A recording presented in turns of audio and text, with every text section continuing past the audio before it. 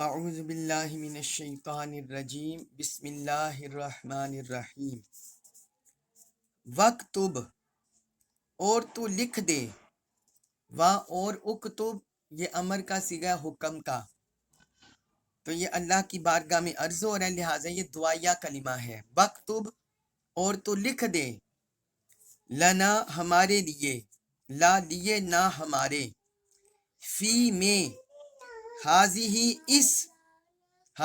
اس میں اشارہ قریب کے لیے آتا ہے، حاضی اس الدنیا دنیا کی زندگی، وَاکْتُب لنا فی حاضی دنیا، یہ حضرت موسیٰ علیہ السلام کی دعا کا ذکر ہو رہا ہے، تو اللہ کی بارگاہ میں عرض کرتے ہیں، اے باری تعالیٰ تو ہمارے لیے اس دنیا میں لکھ دے، حسنتاً بلائی، تو ہمارے لیے اس دنیا کی زندگی میں بلائی لکھ دے، وفی الآخرتی، وفل اور میں، الآخرتی آخرت میں، وفی الآخرتی اور آخرت میں بھی، آخرت کی بھی بلائی لکھ دے، انا بے شک ہم، خود نہ راغب ہو چکے ہیں، الیکا الا طرف کا تیرے، انا ہدنا الیک بے شک ہم تیری طرف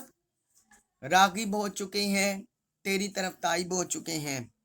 قالا ارشاد ہوا، اللہ تعالیٰ نے فرمایا، عذابی میرا عذاب، اصیبو میں پہنچاتا ہوں، بھی اسے، من جس کو، اشاء میں چاہتا ہوں۔ قال فرمایا، عذابی اصیب بھی من اشاء میں اپنا عذاب جسے چاہتا ہوں پہنچاتا ہوں، ورحمتی اور میری رحمت، وسعت وسیع ہے، کل ہر شیء ان چیز پر، ورحمتی وسعت کل شیء اور میری رحمت ہر چیز پر وسیع ہے، ہر چیز پر وسعت رکھتی ہے۔ فَسَأَكْتُبُهَا پس سا ان قریب، اکتبو میں لکھ دوں گا، ہاں اسے، فَسَأَكْتُبُهَا سو میں ان قریب اسے لکھ دوں گا، لِلَّذِينَ لیے الذین ان لوگوں کے لیے، یتقون جو پرہیزگاری اختیار کرتے ہیں، جو تقوی اختیار کرتے ہیں، وَيُؤْتُونَ اور وہ دیتے ہیں، الزکوٰۃ زکوٰۃ، وَيُؤْتُونَ الزکوٰۃ اور وہ زکوٰۃ دیتے رہتے ہیں، والذین اور وہ لوگ، ہم وہ، بآیاتنا بھی ساتھ آیاتی آیات نہ ہماری، والذین ہم بآیاتنا اور جو لوگ ہماری آیات پر، یؤمنون ایمان رکھتے ہیں، اور جو لوگ ہماری آیات پر ایمان رکھتے ہیں۔ ابھی اس آیت مبارکہ میں اللہ رب العزت سے حضرت موسیٰ علیہ السلام نے جو دعا کی اللہ کی بارگاہ میں، اس کا ذکر ہو رہا ہے۔ پیچھے آیت نمبر 155 میں بھی ہم پڑھے ہیں آخر میں کہ انہوں نے رب تعالیٰ کی بارگاہ میں یہ بھی دعا کی کہ یا اللہ تو ہمارا ولی ہے، فاغفر لنا وارحمنا وانت خیر الغافرین، بس تو ہمیں بخش دے، ہم پر رحمت فرما، تو سب سے بہتر بخشنے والا ہے۔ آگے انہوں نے مزید اللہ کی بارگاہ میں عرض کی، انہوں نے عرض کیا، باری تعالیٰ تو اس دنیا کی زندگی میں ہمارے لیے بلائی لکھ دے، وَاکْتُبْ لَنَا فِی هَذِهِ الدُّنْیَا حَسَنَةً تو اس دنیا کی زندگی میں، اس دنیا میں بھی ہمارے لیے بلائی لکھ دے، وَفِي الْآخِرَةِ اور آخرت میں بھی۔ اب اس دعا سے ہمیں یہ پتہ چلا کہ دنیا کی بلائی اللہ سے طلب کرنا اور آخرت کی بلائی طلب کرنا، یہ حضرت موسیٰ علیہ السلام کی سنت ہے، اور قرآن میں اللہ تعالی نے اسے ذکر کیا، تو یہ ہمارے لیے بھی یہ امر جائز بنا دیا گیا کہ ہم بھی جب اللہ تعالیٰ سے دعا مانگے تو آخرت کے ساتھ ساتھ دنیا کو نظر انداز نہ کریں، یا دنیا کو مانگنے کے ساتھ ساتھ آخرت کو نظر انداز نہ کریں۔ کچھ لوگ ہمارے معاشرے میں دنیا پر زور دیتے ہیں، دنیا کی نعمتوں پر، دنیا کی نوازشات پر، دنیا کے اکرامات پر، دنیا کی نعمتوں پر، اور کچھ لوگ آخرت کی نعمتوں پر توجہ دیتے ہیں اور دنیا کو نظر انداز کر دیتے ہیں۔ جو لوگ دنیا کی طرف ساری توجہ رکھتے ہیں وہ آخرت کو نظر انداز کر دیتے ہیں، اور جو صرف آخرت کو دیکھتے ہیں وہ دنیا کو نظر انداز کر دیتے ہیں۔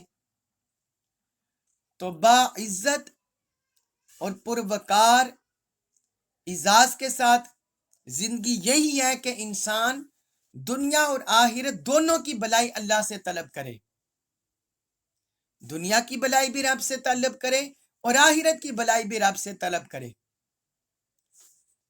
یہ اللہ تعالیٰ نے ہمیں سورۃ البقرہ آیت نمبر 201 اس میں بھی اس کا ذکر ہے۔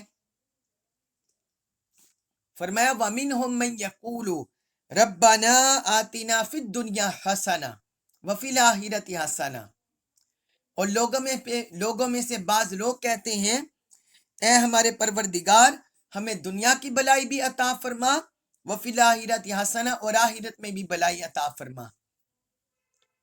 یہ اللہ رب العزت نے اہل ایمان کی دعاؤں کا ذکر کیا ہے کہ وہ دنیا اور آخرت دونوں کی بھلائی طلب کرتے ہیں۔ دنیا کی بھلائی سے کیا مراد ہے، آخرت کی بھلائی سے کیا مراد ہے؟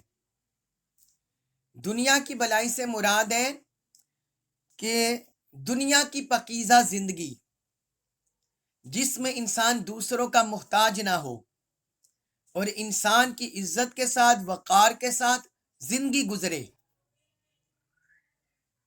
وہ نہ اپنی بیماری میں، نہ تنگی میں، نہ تکلیف میں، نہ مصیبت میں، کسی صورت میں بھی کسی اور کا محتاج نہ ہو۔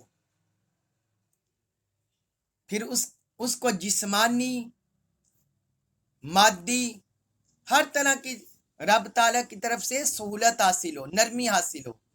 یہ دنیا کی بھلائی سے مراد ہے۔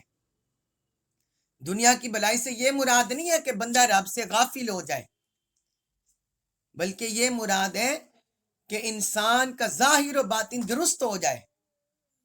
اور پھر دنیا کی بھلائی سے یہ بھی مراد ہے کہ انسان کو اعمال صالحہ کی توفیق مل جائے، اللہ کی عبادت کی توفیق مل جائے، اللہ کے احکام پر عمل کرنے کی توفیق مل جائے۔ یہ بھی دنیا کی بھلائی مراد ہے۔ اور آخرت کی بھلائی سے مراد ہے کہ انسانوں کے گناہوں کی بخشش ہو جائے، اللہ بندے سے راضی ہو جائے، بندے کی آخرت بہتر ہو جائے، اور بندے کو جو آخرت کے درجات ہیں، اللہ کا دیدار، اللہ کا فضل، پھر آخرت میں یوم قیامت اللہ کے عرش کا سایہ، حضور نبی اکرم صلی اللہ علیہ وسلم کی شفاعت، اللہ کا پڑوس، آقا علیہ الصلوۃ والسلام کی ہمسائیگی، تو یہ آخرت سے مراد ہے۔ تو مومن لوگ وہ دنیا اور آخرت کی بھلائی رب سے طلب کرتے ہیں۔ تو حضرت موسیٰ علیہ السلام نے بھی رب سے اسی بات کی آرزو کی کہ یا اللہ، اور پھر یہ دیکھیں انہوں نے صرف اپنے لیے دعا نہیں کی کہ مجھے یہ صرف حاصل ہو، وہ انہوں نے سب کے لیے یہ دعا کی، اپنی ساری امت کے لیے۔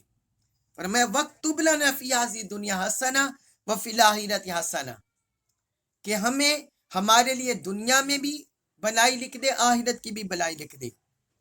اِنَّا هُدْنَا إِلَيْكَ، پھر آگے کہتے ہیں کہ ہم تیری طرف رجوع کرتے ہیں، تیری طرف متوجہ ہوتے ہیں۔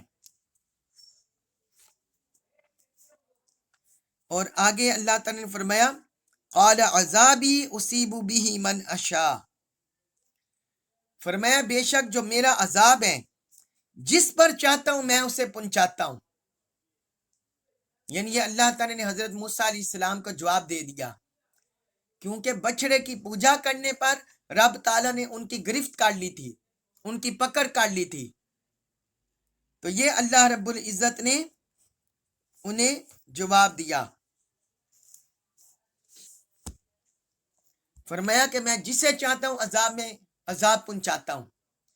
اب یہ بات یاد رکھیں، اللہ تعالیٰ نے حضرت موسیٰ علیہ السلام کی یہ دعا قبول نہیں فرمائی، ان کی امت کے حق میں اس دعا کو قبول نہیں کیا، بلکہ اس دعا کو اللہ تعالیٰ نے حضور صلی اللہ علیہ وسلم اپنے حبیب کی امت کے لیے قبول کیا، دنیا اور آخرت کی بلائی کی۔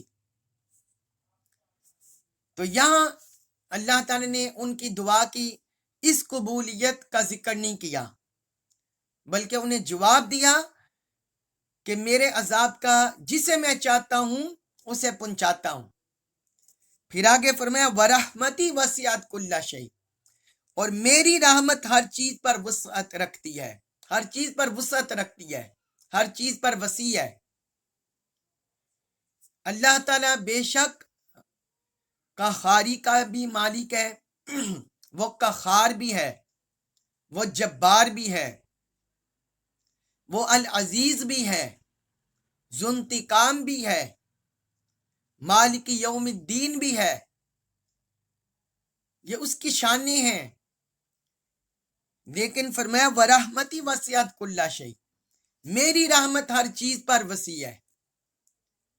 یعنی جو اللہ کی قہر، جبر، انتقام، ان صفات پر اور ان اسماء پر فرمایا میری رحمت حاوی ہے۔ ایک حدیث میں اللہ تعالیٰ نے خود ارشاد فرمایا کہ جو میری رحمت ہے میرے غضب پر حاوی ہے، یعنی اللہ کے غضب پر اس کی رحمت حاوی ہے، اس کی رحمت وسیع ہے۔ وہ بندوں کی نافرمانیوں کی وجہ سے گرفت کرتا ہے، لیکن جب بندے سچے دل سے توبہ طائب ہو کر، جس طرح کل بھی میں نے ایک بڑی ایمان افروز حدیث لکھوائی تھی، تو جب بندہ سچے دل سے توبہ طائب ہوتا ہے رب کی بارگاہ میں، چاہے اس سے بار بار گناہ سرزد ہو، لیکن رب پھر بھی بندے کو بار بار معاف کرتا جاتا ہے۔ تو اس لیے فرمایا کہ میری رحمت میری ہر چیز پر حاوی ہے، ہر چیز پر حاوی ہے۔ آگے فرمایا اب یہ حضرت موسیٰ علیہ السلام ان کے حق میں یہ دعا قبول کیوں نہیں ہوئی، دنیا اور آخرت کی بلائی ان کے لیے کیوں نہیں لکھی گئی؟ کیونکہ دنیا اور آخرت کی دنیا کی بلائی اس سے مراد یہ بھی ہے کہ انہیں دنیا میں احکام شریعت میں آسانی نصیب ہو، جبکہ حضرت موسیٰ علیہ السلام کی قوم کے ساتھ یہ معاملہ نہیں ہوا، بنی اسرائیل کے ساتھ یہ معاملہ نہیں ہوا، ان پر بڑے سخت احکام تھے، بڑے سخت احکام تھے۔ جیسے یہ ہم نے پیچھے آیت پڑھی ہے کہ بچڑے کی جو پرستش انہوں نے کی تو اس کی توبہ اللہ نے کیسے رکھی کہ تم آپس میں قتل کرو، یہ ان کی توبہ تھی۔ تو یہ شرط رکھ دی کہ تم آپس میں قتل کرو پھر تمہاری توبہ قبول ہوگی۔ اسی طرح ان کو تیمم کی سہولت حاصل نہیں تھی، ہمیں تیمم کی سہولت حاصل ہے، اگر پانی نہ ملے تو ہم تیمم کر کے نماز پڑھ سکتے ہیں۔ پھر ان کے لیے مسجد کے سوا، جو عبادت گاہ کے سوا کہیں بھی نماز پڑھنا جائز نہیں تھا۔ پھر مال غنیمت ان کے لیے حلال نہیں تھا، قربانی کا جانور، قربانی کا گوشت کھانے کی اجازت نہیں تھی۔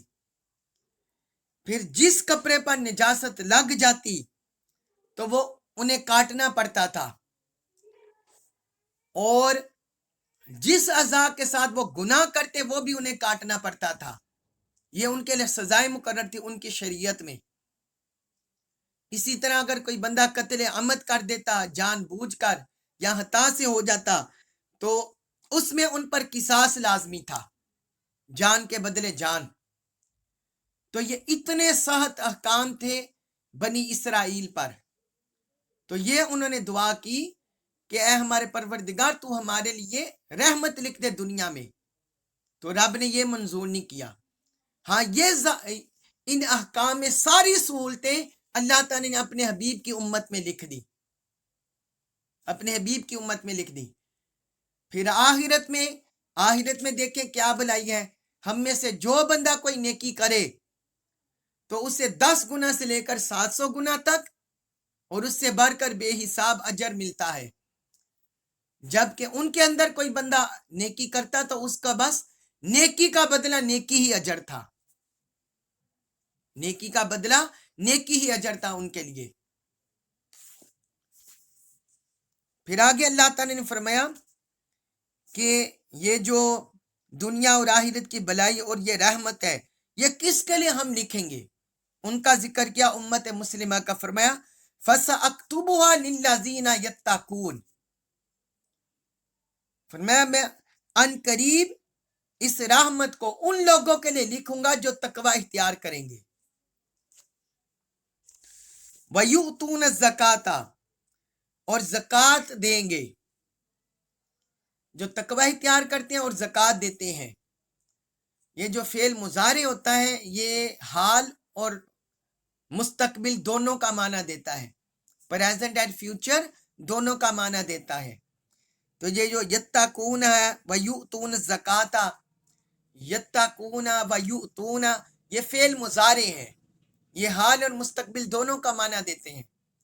تو رب نے فرمایا کہ میں یہ رحمت ان لوگوں کے لیے لکھ دوں گا جو پرہیزگاری اختیار کرتے ہیں یا کریں گے اور زکوٰۃ دیتے ہیں یا دیں گے. والذین هم بآیاتنا یؤمنون اور وہی لوگ ہی ہماری آیات پر ایمان رکھتے ہیں. وہی لوگ ہی ہماری آیات پر ایمان رکھتے ہیں. تو اس میں اللہ رب العزت نے فرما دیا کہ ایسے لوگ میری رحمت کے مستحق ہوں گے جو تقوی اختیار کریں گے، جو زکوٰۃ ادا کریں گے اور جو ہماری آیات پر ایمان لائیں گے، جن میں شرک کا شائبہ نہیں ہوگا، اللہ کی بے ادبی نافرمانیاں نہیں کریں گے اور وہ اللہ کے احکام کو تسلیم کر لیں گے، ایمان لے آئیں گے. تو اللہ رب العزت نے فرمایا کہ میری رحمت کے وہ مستحق ہوں گے. آگے اللہ تعالی نے مزید صفات بیان کی. آگے سورۃ الاعراف آیت نمبر 157 اس میں فرمایا الذین وہ لوگ یتبعون وہ پیروی کرتے ہیں الرسول رسول صلی اللہ علیہ وسلم کی، النبیہ جو نبی ہیں، الامیہ امی ہیں، امی لقب نبی ہیں، الذی وہ جو یجدونہ وہ پاتے ہیں اسے مکتوباً لکھا ہوا. یہ اللہ تعالیٰ یہاں اپنی اس امت کا بھی ذکر کر رہے ہیں اور اپنے حبیب صلی اللہ علیہ وسلم کی صفات کا بھی ذکر کر رہے ہیں. تو فرمایا وہ لوگ جو رسول، نبی، امی لقب جو نبی ہیں ان کی اتباع کرتے ہیں. الذی یجدونہ مکتوباً جسے وہ لکھا ہوا پاتے ہیں، عندہم عندہ نزدیک، پاس، ہم اپنے، جسے وہ لکھا ہوا پاتے ہیں اپنے پاس، فی التوراتی تورات میں، والانجیل اور انجیل، جن کے متعلق جن کی صفات وہ تورات میں اور انجیل میں لکھی ہوئی پاتے ہیں.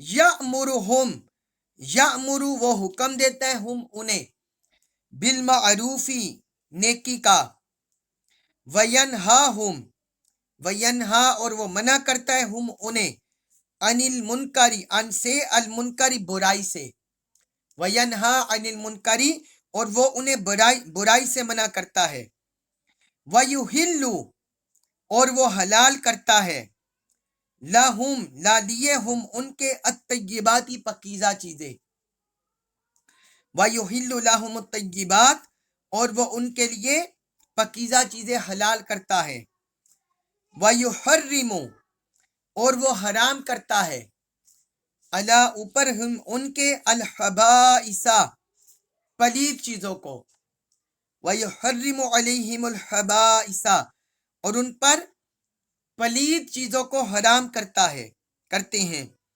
وَيَدَعُ اور وہ ساکت فرماتے ہیں، اٹھا دیتے ہیں، انہم ان سے ہم ان کے، اسرہم ان کا بوجھ، اسرا کا مطلب بوجھ، ہم ان کا، وَيَدَعُ عَنْهُمْ إِسْرَهُمْ اور وہ ان سے ان کے بوجھ اٹھاتے ہیں، باریں گراں، وَالْأَغْلَالَ اور توق جو ان کی گردنوں میں پڑے ہوئے ہیں، اللاتی وہ جو کانت ہے، علیہم ان پر، اور جو ان پر توق تھے وہ ان سے بھی ان ساکت فرماتے انہیں دور کرتے ہیں، فالذین بس جو لوگ آمنو ایمان لائے بھی اس پر، یعنی اس بار گزیدہ رسول پر جو لوگ ایمان لائے، وَعَزَّرُوهُ وَعَزَّرُوا اور وہ تعظیم کریں گے ہو اس کی، وَنَصَرُوهُ وَنَصَرُوا اور وہ مدد کریں گے ہو اس کی، وَاتَّبَعُوا اور وہ پیروی کریں گے، النورا نور کی، الذی وہ جو انزلہ اتارا گیا، معہو اس کے ساتھ، مع ساتھ ہو اس کے، یہ ہو ضمیر واحد کی ہے جو حضور صلی اللہ علیہ وسلم کی طرف لوٹ رہی ہے، اشارہ کاری ہے، تو فرمایا وَاتَّبَعُوا النُّورَ الَّذِي أُنزِلَ مَعَهُ اور وہ اس نور کی پیروی کرتے ہیں جو اس کے ساتھ اتارا گیا، اولئک یہ وہ لوگ ہیں، ہم وہی، المفلحون فلاح پانے والے، اولئک ہم المفلحون وہی لوگ ہی فلاح پانے والے ہیں۔ اب اس آیت مبارکہ میں اللہ رب العزت نے اپنے رسول مکرم، اپنے مقرب رسول، اپنے حبیب سیدنا و مولانا محمد مصطفیٰ صلی اللہ علیہ وآلہ وسلم کے 10 اوصاف ذکر کیے ہیں، رسالت محمدی کے 10 اوصاف ذکر کیے ہیں، اور پھر ان اوصاف کے بعد اللہ تعالیٰ نے آپ صلی اللہ علیہ وسلم کے ساتھ تعلق کی 5 جہتیں ذکر کی ہیں، 4 جہتیں، 4 تقاضے ذکر کیے ہیں کہ ایک مسلمان کا، مومن کا آپ صلی اللہ علیہ وسلم کے ساتھ کیسا تعلق ہونا چاہیے، اور آپ کے ساتھ تعلق کے کیا تقاضے ہیں، کیا جہتیں ہیں، ان کو ذکر کیا ہے۔ تو فرمایا، اب یہ اوپر والی آیت کا ہی ساتھ ہو رہا ہے، اللہ تعالیٰ نے فرمایا کہ جو رب کی رحمت کے مستحق ہوں گے، جنہیں دنیا اور آخرت کی بھلائیاں ملیں گی، نعمتیں ملیں گی، ان کے احکام میں نرمی ہوگی، سہولت ہوگی، دنیا کی بھی بھلائی پائیں گے، آخرت کی بھی بھلائی پائیں گے۔ آپ یہ دیکھیں، ایک حدیث ہے، حضرت ابو ہریرہ بریدہ رضی اللہ عنہ روایت کرتے ہیں کہ رسول اللہ صلی اللہ علیہ وسلم نے فرمایا، اہل جنت کی 120 صفیں ہوں گی، جنت میں جتنے لوگ جائیں گے ان میں کتنی صفیں ہوں گی؟ ان کی 120۔ فرمایا اہل جنت کی 120 صفیں ہوں گی، ان میں سے 80 صفیں یہ اس امت کی ہوں گی، یعنی حضور صلی اللہ علیہ وسلم کی امت کی، اور باقی 40 صفیں وہ باقی امتوں کی ہوں گی، 40 جو صفیں ہیں وہ باقی امتوں کی ہوں گی۔ یہ سنن ترمذی میں حدیث ہے 2555، اور سنن ابن ماجہ میں بھی ہے حدیث نمبر 4299، 4289۔ تو اللہ رب العزت نے جو حضور کی امت کا ذکر کیا کہ یہ وہ لوگ ہیں، ان کی آگے ذکر کیا کہ وہ کیا کرتے ہیں، تو اس کا ذکر کرتے ہوئے فرمایا 10 اوصاف اپنے حبیب کے ذکر کیے۔ پہلے فرمایا الرسولہ، کہ وہ پیروی کرتے ہیں الرسولہ، رسول کی صلی اللہ علیہ وسلم۔ تو پہلی صفت اپنے حبیب کی بیان کی کہ یہ جو جن کی یہ پیروی کرتے ہیں، یہ اللہ کے آخری رسول ہیں، رسول صلی اللہ علیہ وسلم. یہ پہلی صفت بیان کی کہ ان کا منصب رسالت کا ہے. اور دوسری صفت بیان کی النبیہ، یہ نبی ہیں، یہ مکرم برگزیدہ نبی ہیں. رسول اور نبی میں کیا فرق ہے؟ اس کے مختلف فرق علماء نے، ائمہ نے بیان کیے ہیں. ایک اس کا فرق یہ ہے کہ رسول وہ ہستی ہوتی ہے، وہ شخصیت ہوتی ہے جس کو اللہ تعالی مخلوق کی طرف تبلیغ احکام کے لیے بھیجتا ہے. اور کبھی انہیں کتاب عطا کی جاتی ہے اور کبھی عطا نہیں کی جاتی. کبھی انہیں کتاب دی جاتی ہے اور کبھی کتاب نہیں دی جاتی. تو اس سے پتہ چلا کہ جو رسول ہوتے ہیں وہ مخلوق کی طرف تبلیغ کے لیے آتے ہیں، اللہ کا پیغام پہنچانے کے لیے.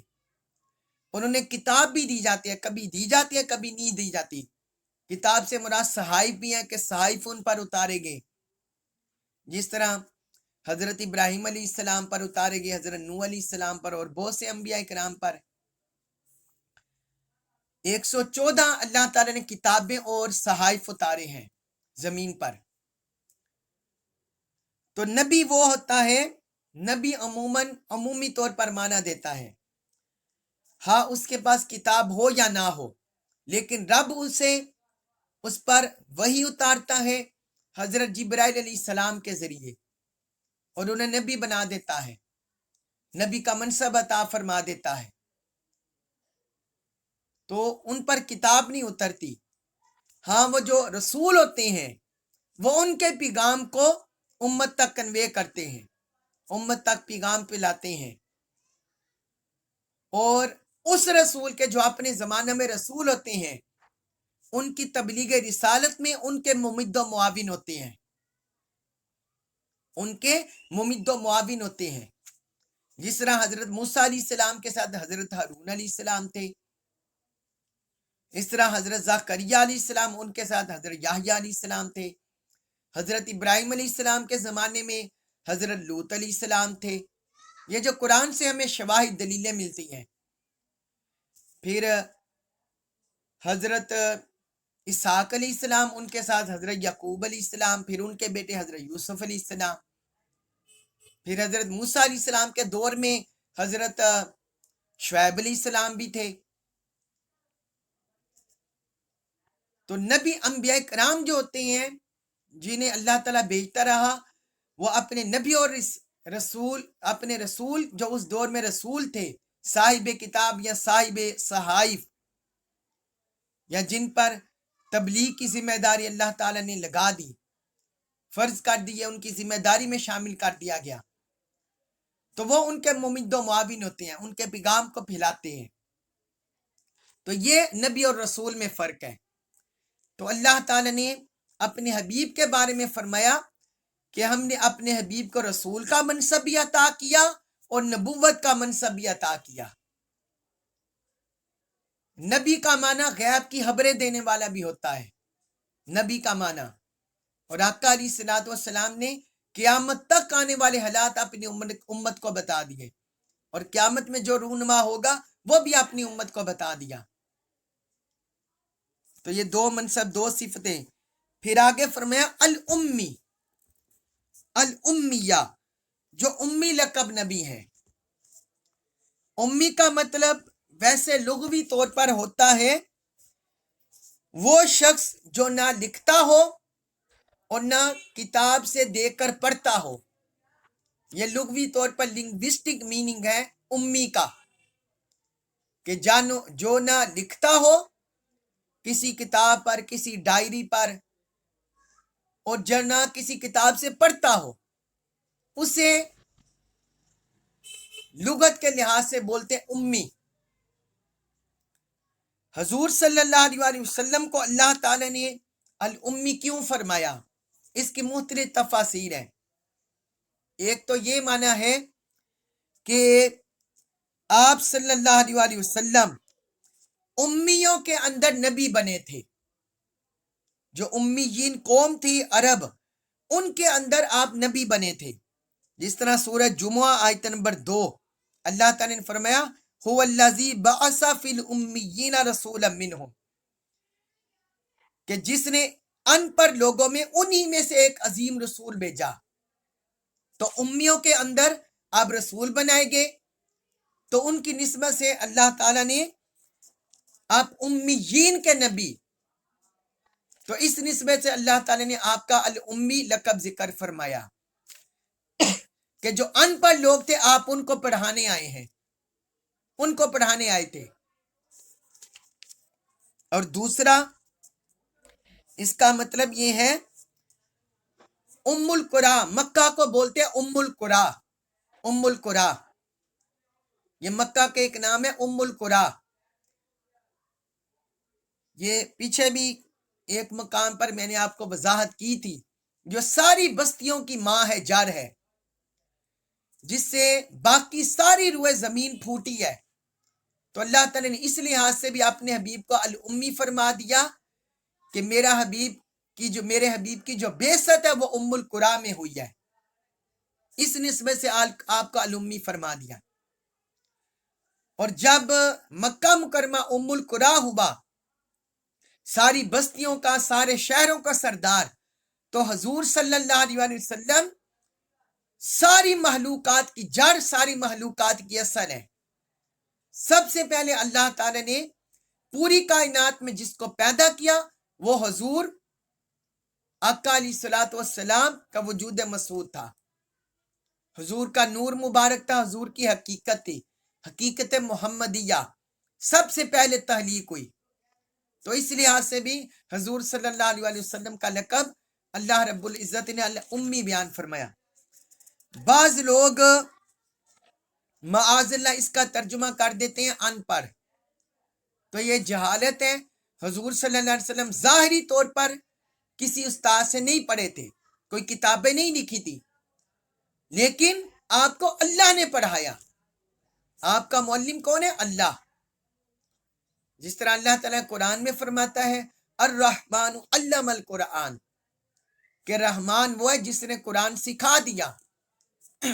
और कुरान किसको सिखाया? अल्लाह ने अपने हबीब को सिखाया। तो अल्लाह मुअल्लिम हुआ, हजूर मुतअल्लिम हुए। हजूर ने किसी दुनिया वाले से नहीं पढ़ा। किससे पढ़ा? बराह रास्त अल्लाह से पढ़ा। तो जो लोग ये माना करते हैं माअज़ल्लाह अनपढ़, तो वो गलत माना करते हैं। हजूर सल्लल्लाहु अलैहि वसल्लम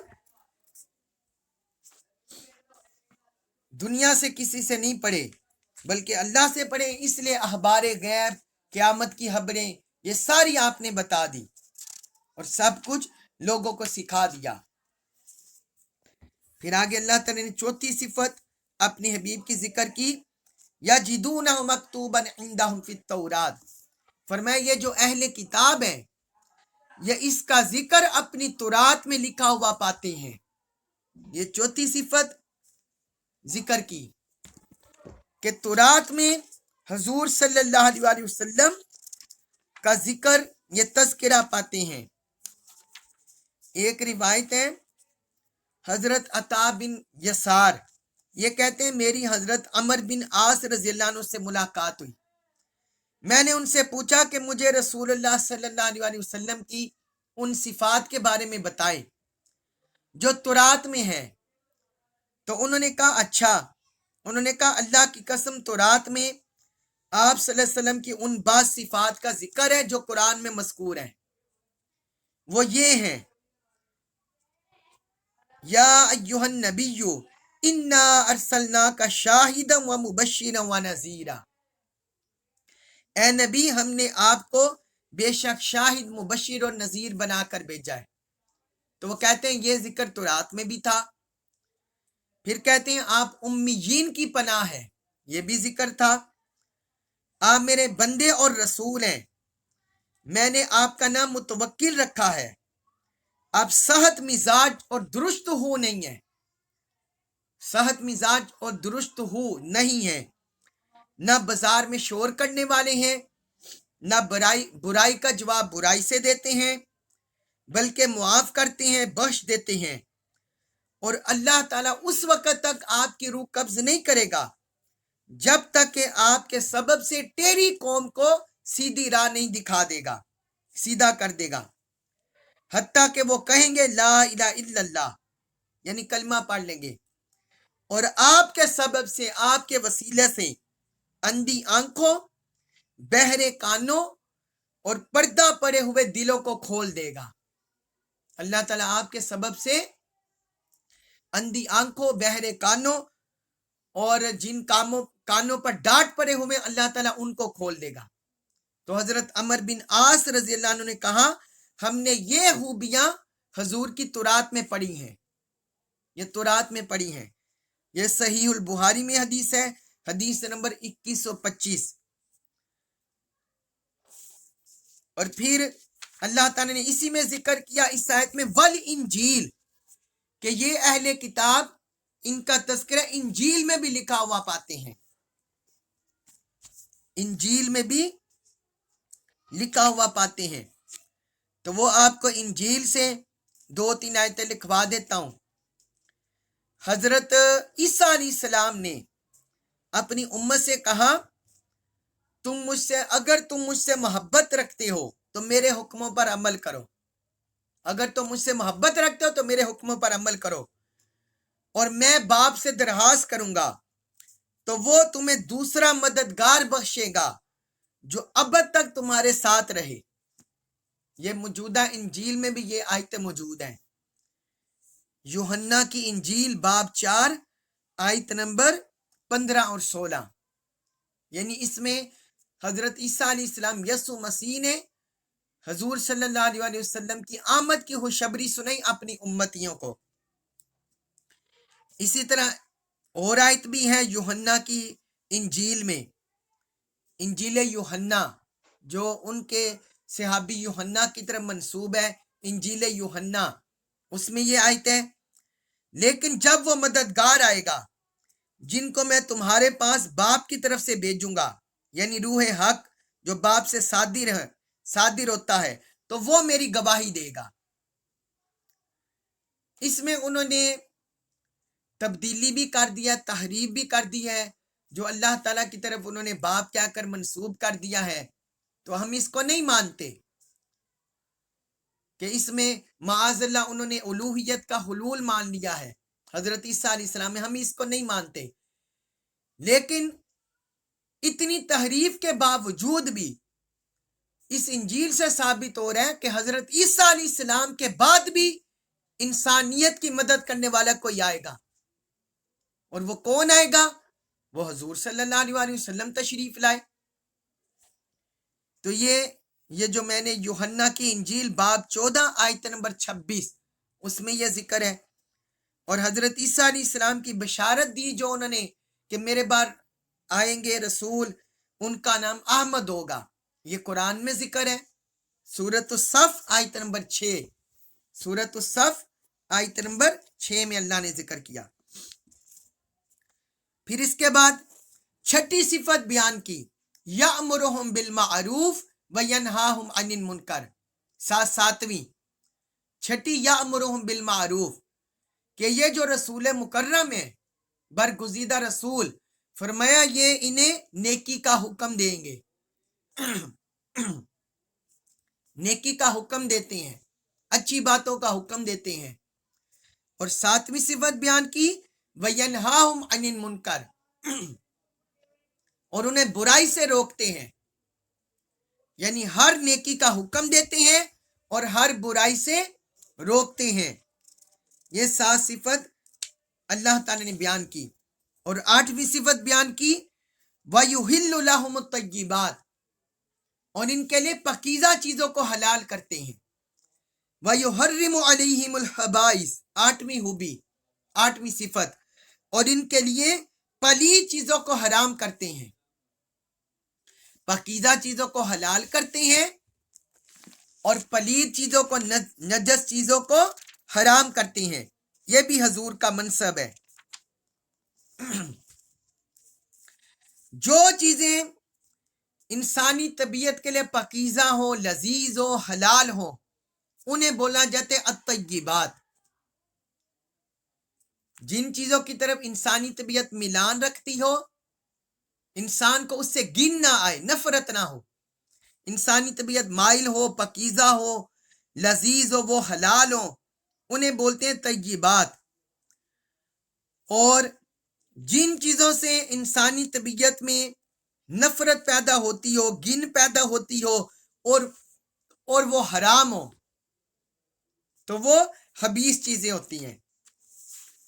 تو فرمایا یہ پکیزہ چیزوں کو حلال کرتے ہیں اور نجس پلید چیزوں کو حرام کرتے ہیں۔ اس طرح ایک حدیث ہے حضرت مقدام بن مادی کرب رضی اللہ عنہ سے مروی ہے کہ حضور نبی اکرم صلی اللہ علیہ وسلم نے فرمایا، سنو، مجھے قرآن عطا کیا گیا ہے اور اس کے ساتھ اس کی مثل بھی عطا کی گئی ہے، یعنی حدیث اور سنت۔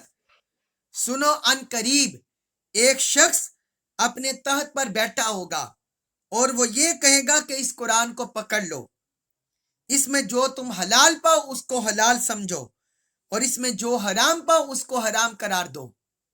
یعنی ایک شخص مسند رسول پر یا ممبر پر یا کسی بھی جگہ بیٹھ کر کہے گا کہ ہمارے لیے قرآن کافی ہے، جو اس میں حلال پاؤ اسے حلال سمجھو، اسے حرام پاؤ، جو اس میں حرام پاؤ اسے حرام سمجھو۔ حضور نے آگے فرمایا بے شک جس کو رسول اللہ صلی اللہ علیہ وسلم نے حرام قرار دیا ہے وہ ایسا ہے جس طرح اللہ نے حلال قرار دیا ہے، حرام قرار دیا ہے۔ یعنی جس کو رسول اللہ صلی اللہ علیہ وسلم نے حرام قرار دیا ہے وہ ایسا ہی ہے جس طرح اللہ نے حرام قرار دیا ہے۔ سنو، تمہارے لیے پالتو گدھا حلال نہیں ہے، پالتو گدھا حلال نہیں ہے، اور نہ ہر کچلیوں سے شکار کرنے والا درندہ جو اپنی کچلیوں سے شکار کرتا ہے، پنجوں سے شکار کرتا ہے، فرمایا وہ حلال نہیں، اور نہ راستے میں پڑی ہوئی ذمی کی چیز، جو ذمی ہے غیر مسلم، ان کی راستے میں کوئی پڑی ہوئی چیز، فرمایا وہ بھی حلال نہیں، سوا اس کے کہ اس کا مالک اس سے مستغنی ہو، یعنی اس کے مالک کو ضرورت نہ اس نے پھینکی ہو تو پھر بندہ راستے میں سے لے سکتا ہے، پکڑ سکتا ہے۔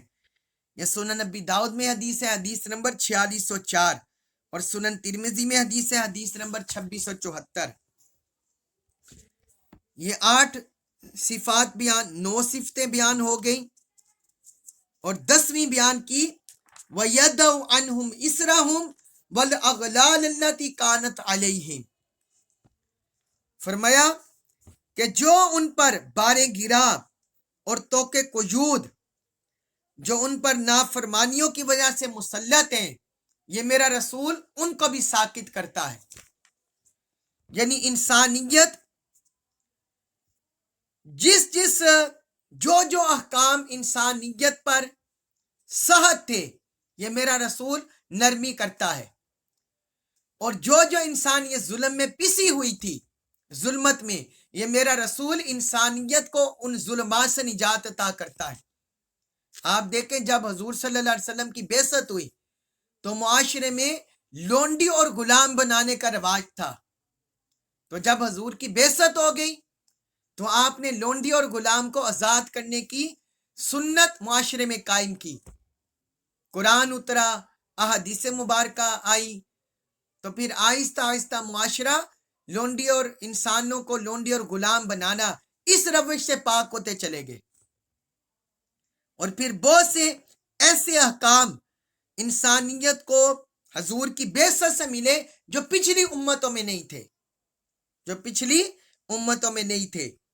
تو یہ سختیاں انسانوں پر، یہ تکلیفیں حضور کی بعثت سے اللہ تبارک و تعالیٰ نے آزادی عطا فرمائے، رحمت فرمائے۔